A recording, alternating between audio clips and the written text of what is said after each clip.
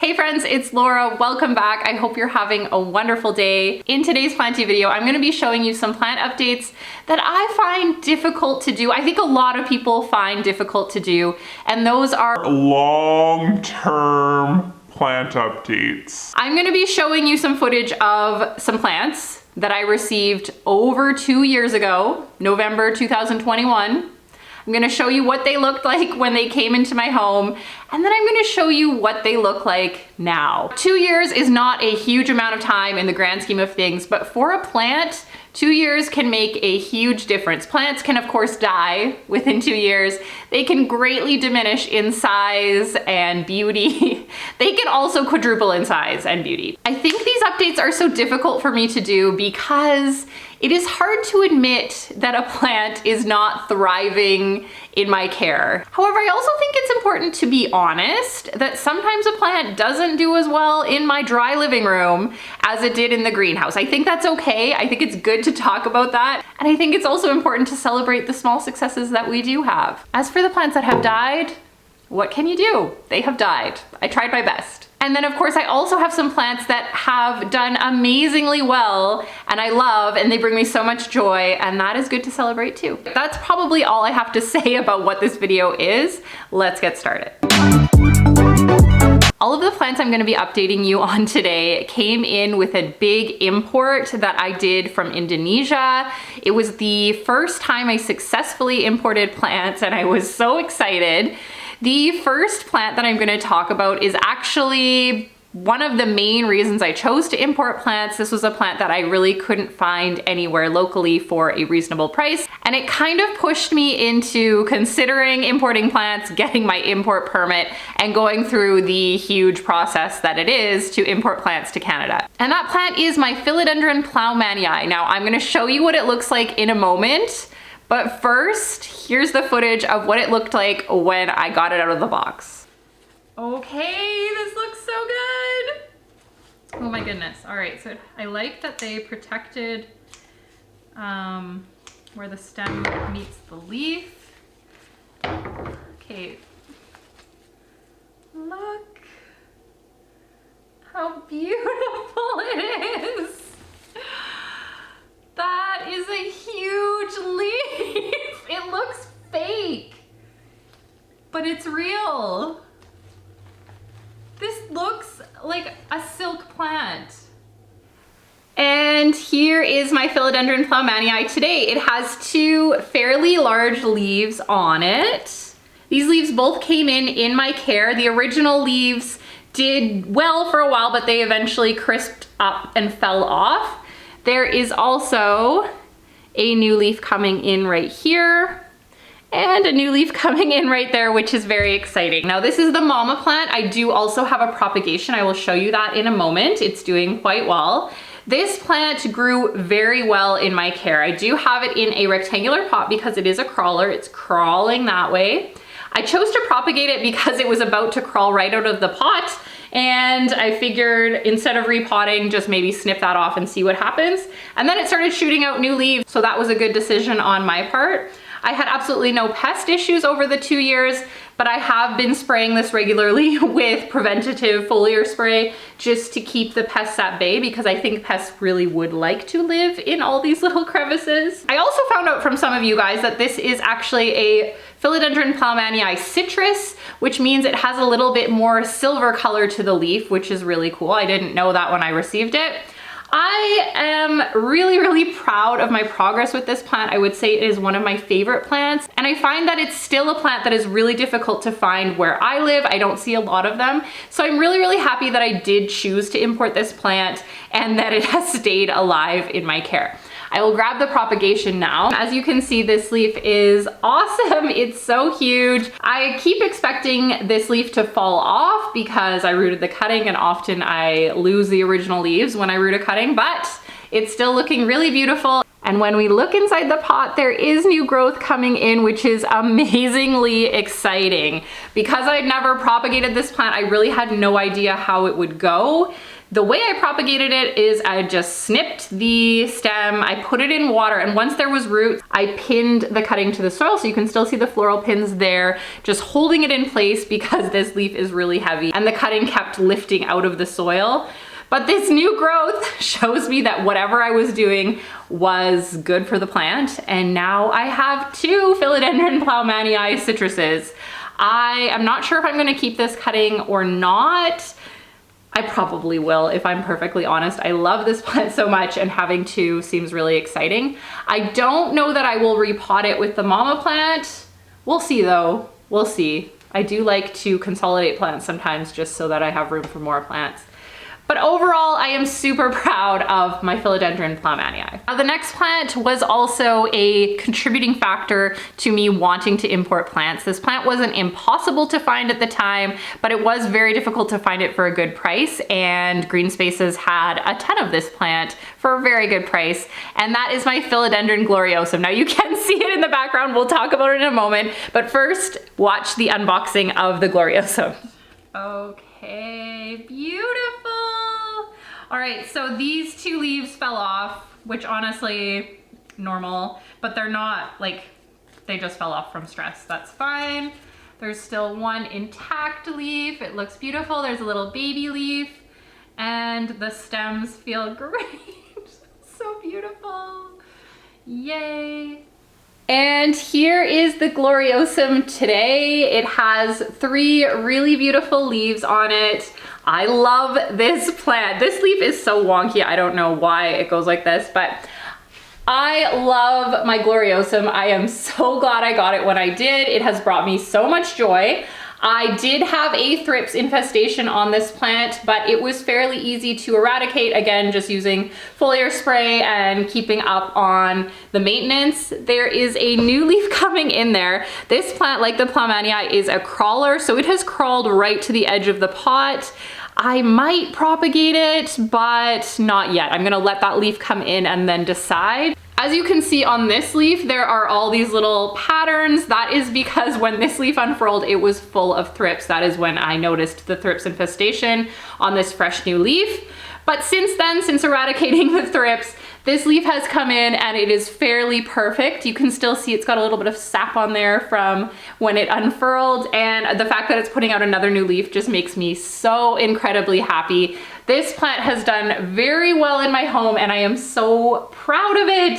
When I first got a Gloriosum, I was not very knowledgeable in how to care for it, and I did assume that it would need really high humidity. But it has done really well in my living room. I don't run a humidifier in this room, and this plant has done very well. Maybe it would be putting out leaves faster if it was higher humidity, but it is still alive, it's thriving and looking so beautiful. All right, those were 2 success stories. The next plant I'm gonna talk about definitely has been one of the most frustrating plants in my collection. It is still alive, but it frustrates me every time I deal with it. I have almost gotten rid of it many times just because of the level of frustration I experience towards it. And that is my Philodendron Paraiso Verde. I had such high hopes for this plant, and when it arrived, it was so stunningly beautiful. But now it really is not much to look at. I will show it in a moment, but first just enjoy how beautiful it originally was. When I was looking at this footage, I couldn't believe that the plant that I have once looked like that. It is really shocking to look back in time because it was so stunningly beautiful. So here's the footage of me opening the Paraiso Verde. Okay, all right, so couple of leaves are goners. Actually, is that a goner? Or is it just white? Yeah, no, that's a goner. So that one has yellowed from the stress, which is normal. There's 2 healthy leaves in there still that are still green. These are so beautiful. That one's a keeper. Okay, are you ready to see? Are you ready to see this? Here's my Paraiso Verde today. No variegation. The leaves are so teeny tiny and really just very unattractive to look at. It consistently puts out new leaves with no variegation. I have tried it. I have tried many things to get the variegation back. I've tried growing it outside during the summer. I have put it in different levels of light. I have kept it in my cabinet where it's really warm and humid. And each time I had really high expectations every time a new leaf emerged, because it does put out leaves often. Every time a new leaf came out, I would be so excited, and then it would just look like this. Now, I did let this grow quite tall. It had a lot of leaves, but because they just kept coming out unvariegated, I chopped it a few times. Also, when it went outside, there was some damage that happened. Anyway, what we have now is this. The one thing that I have not tried yet is a heat mat. I have heard from a few people that a heat mat can help bring the variegation back. But honestly, I don't know that I believe that. Also, I've seen these popping up in nurseries. They're not expensive anymore. I have been tempted to buy another one just to see if maybe just mine reverted and another one would do better. But I've resisted that urge. I feel like I have this one. I'm gonna try to get it to have its variegation back. But at this point, 2 years in, this might just be what I'm stuck with. It kind of reminds me of a Billietier, which I have also had, and it died. So now I'm just trying to kind of enjoy what I have. But because it doesn't have that variegation, I just feel frustrated. I feel like I failed the plant. I feel like I should have been able to keep that variegation up. But as you can see, this is what we have. So Paraiso Verde definitely did not thrive in my care, but I am happy that I was able to keep it alive. If you have any tips, let me know. Now, when I received the next plant I'm going to talk about in the import, I was kind of surprised. I believe this plant was included in a bundle that I ordered from Green Spaces, so I didn't really think much of it. I didn't really know what to expect, and ever since receiving the plant, I have not seen this plant anywhere. I haven't seen it on any websites. I haven't seen it in anyone's collection. I haven't seen it in any nurseries. I have just seen the one that I have. And that is a Philodendron compact saw. Okay, compact saw. Okay, this, honestly, I'm not very excited about this plant, but maybe it'll win me over. Looking at the pictures, I was like, looks like my jungle boogie or my tiger tooth, but tiny. But I guess that's cute too. But again, it was in the bundle. So let's see, compact saw. Okay, it's pretty cute. This is a philodendron. The leaves are kind of similar to the jungle boogie, tiger tooth. Kind of almost reminds me of that alocasia that has those really pointy, like purpley leaves. It's definitely like a sizable plant, so that's cool. Now the compact saw is super cute. It reminds me of a philodendron jungle boogie. And for a while I had it growing in my bedroom and it did very well there. But since then, my philodendron jungle boogie had to be cut back, and I decided to plant my compact saw and my jungle boogie in one pot because they were both really small. And again, I like to consolidate my plants sometimes. So here's what it looks like right now. It is not doing as well in this pot as it was doing in my bedroom. I think it was getting more light in my bedroom. I did plant it up with my Philodendron narrow jungle boogie, which is right there. It's just kind of a stem at this point. I do have high hopes for this pot. I'm hoping that the jungle boogie recovers and grows tall, and then the compact saw can stay small and kind of fill in the base of the pot. That's what I imagine anyway. The leaves never did get bigger, so this wasn't just a baby Philodendron jungle boogie. It really is a different variety. This plant is definitely not my favorite plant. I don't think it's the most stunning plant, but I do appreciate how unique it is. I like that I haven't seen it in anyone else's collection, and that kind of motivates me to keep it alive. I should probably water it. It needs some water right now. And hopefully it grows in and grows nicely with my jungle boogie. The next plant I'm going to talk about is a plant that I did not fully understand how beautiful it was until I received it. And since having it, I have found that there is quite a large market for cuttings of the plant. So this poor plant has been propagated many times, and for that reason is quite diminished in size. It has grown a lot in my care since receiving it, but every time it grew a couple leaves, I did snip it and sell the cutting so that I could maintain my plant hobby. Not all plants have this type of resale value, so I have enjoyed the sort of regular stream of little tiny bit of income from this plant plant, and that plant is the Philodendron Dark Lord. This plant was absolutely beautiful when it arrived. Here's the footage. Beautiful. See, so this is a new little leaf and it's like pinky red. I wonder if that opened up in the box. Like maybe it unfurled in the box. That feels like it just opened. Or I guess it just opened and then they packed it and sent it. Okay, that's a beautiful plant. That one I'm so excited about. Beautiful. And like I said, I was planning to propagate and like, I'm not gonna propagate right away, but I actually could if I wanted to. I could cut there. Not gonna do that right away. I just wanna keep these alive now that I've been entrusted with them. And here's the Philodendron Dark Lord today. The leaves are so much smaller than they were when I received it. They're also not quite as dark, and I think both of those things are because it is not receiving optimal light. I have it kind of in a dark corner in this room, but it does continuously put out new leaves. We have some new leaves coming in right there. And as I said, I have propagated this a lot. If I hadn't chopped it so much, I think it would be massive, but here we are. This is what it looks like right now. And it is still really, really cute.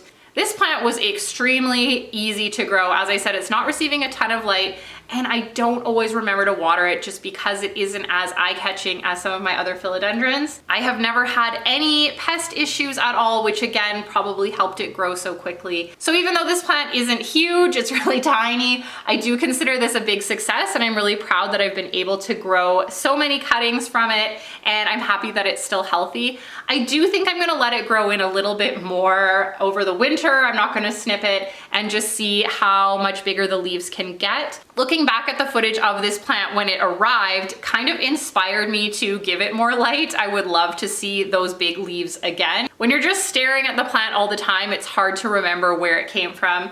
So I do love this plant. I'm gonna maybe baby it a little bit more and see if I can get these leaves big and dark like they were when the plant arrived. The next plant I'm going to talk about was really, really beautiful when I unboxed it. It was a plant that was included in a bundle that I received from Green Spaces. So it's not one that I specifically chose, but I did really, really enjoy growing it, and that is the Syngonium Albo.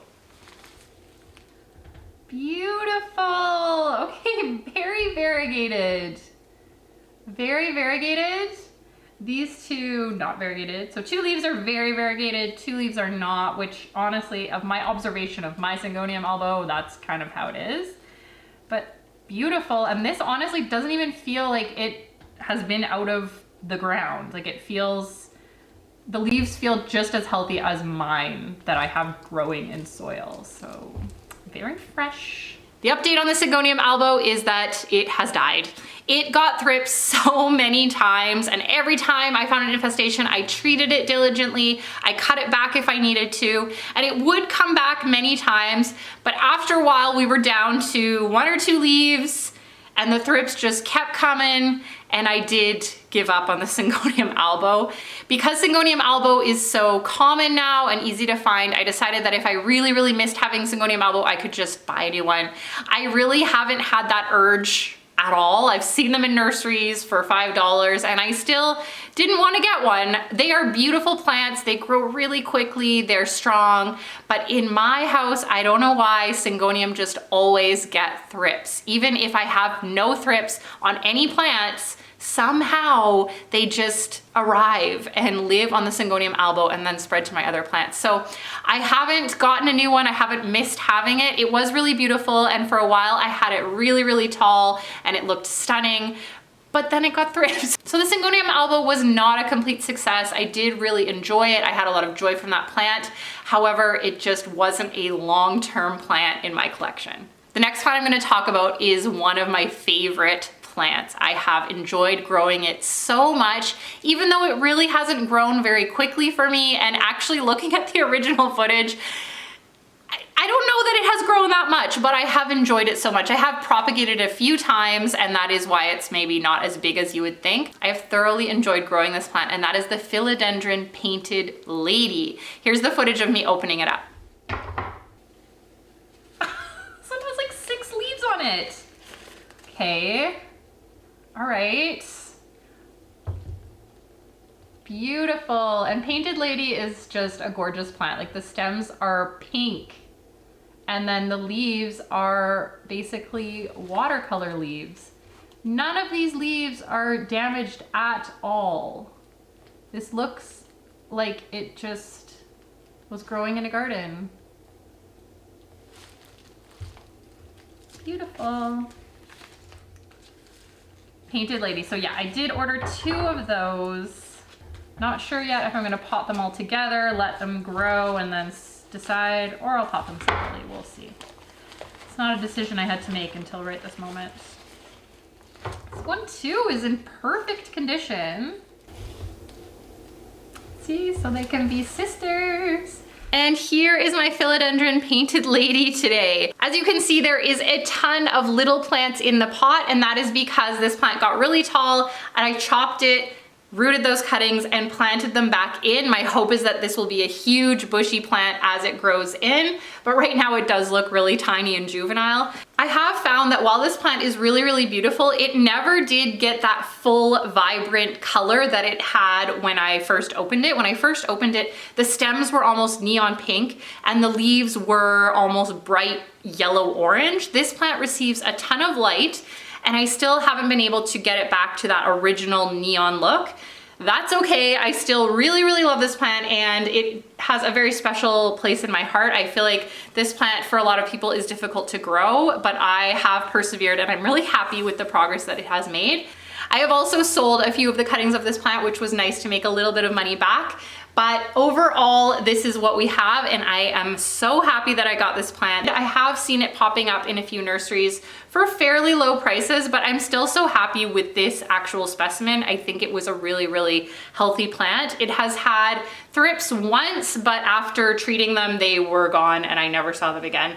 So overall, this plant has been a joy to grow and I love it so much. We are finally on to the last plant I'm gonna talk about. This plant, again, was a plant that I didn't really fully understand the beauty until I actually had it in my collection. And now I love this plant so much. The leaves are huge. It grows so quickly. And I am talking about Dapsis Exotica. Here's the footage of me opening it up. Okay, so Exotica, honestly, I love Dapsis, but to me, Exotica is just kind of like another Dapsis. To me, it's not the most exciting plant. But it was very affordable, and so I decided to go for it. Nice. Definitely a huge monster leaf on here. Okay, so we have some casualties, but so that leaf is huge. And that's kind of part of why Exotica is considered really special. It's got really big leaves and in general just way more silver on it, and that's a pretty big leaf. It's pretty. Great condition. Awesome. Oh, Dapsis Exotica lives up here and it is doing so well. I have propagated this one and put the cuttings back in the pot so that I have a really nice full pot, but it's still not trailing down too much. So this plant does grow fairly quickly, but it's not like putting out a new leaf every week or anything. This is probably the newest leaf. They're kind of light colored when they come out. I'm hoping to have a long trailing Dapsis Exotica someday, but it takes a while. This is 2 years of growth. This plant is absolutely stunning and has had 0 pest issues through the 2 years. I've really enjoyed it, and I have kind of neglected this plant. For a while, I just didn't love it. I didn't really see what made it unique. But then once it started putting out these big leaves, I did start feeding it more. I have been making sure it gets enough light. So hopefully it will grow a little bit faster than it has in the past. And even though this plant isn't huge and trailing to the ground like one might expect for 2 years of growth of a Dapsis, I'm really, really happy that it is still with me. I'm really, really happy that I'm still growing it, and I love it. All right, friends, that is all from me for today. I hope you enjoyed seeing the before and after of all of those plants. It was really fun for me to remember how these plants looked when I first received them. I hope you have an amazing rest of your day, and I hope to see you in my next video.